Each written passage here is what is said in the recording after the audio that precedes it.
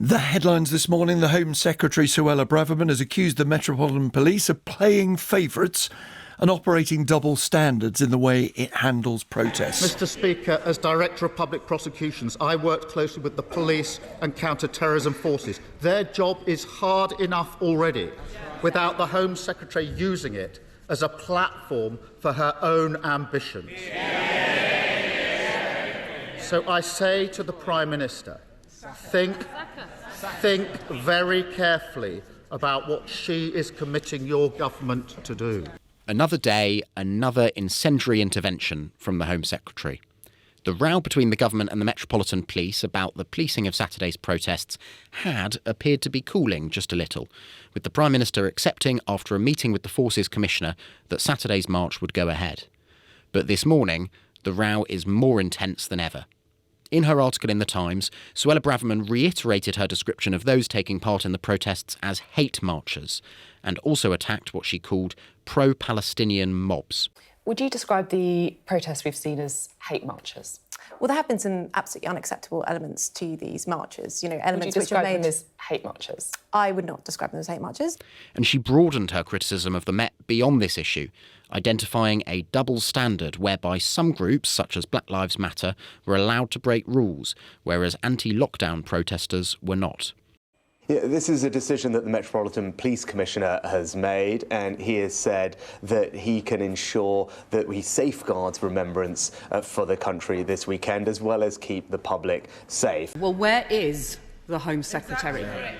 Sent the policing minister to come to refuse to repeat her words, because we've seen her words this morning, attempting to rip up the operational independence of the police, attacking their impartiality in the crudest and most partisan of ways, deliberately undermining respect for the police at a sensitive time when they have an important job to do, deliberately seeking to create division around remembrance, which the policing minister rightly said should be a time for communities to come together and to pay our respects.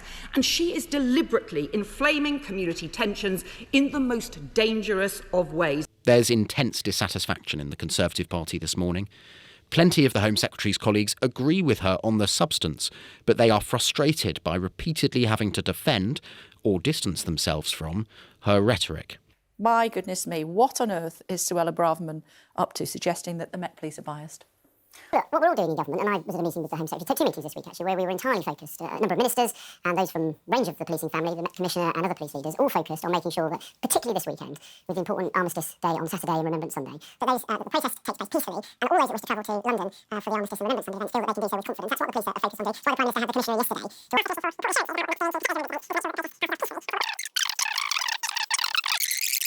Do they do that in a biased way? They do that in a very responsible way. Is it biased? They do that in a very responsible way, focused on obeying the law. The police. So she's wrong to say that. The police are focused on implementing on to keep people safe, and that's what they're focused on. I know. She's the Home Secretary says there are double standards between left and right-wing groups. Do you think they are? I think the police are focused on policing to keep people safe. So two questions. Does this government still believe in the operation independence of the police, and how can it do so while this Home Secretary is in post?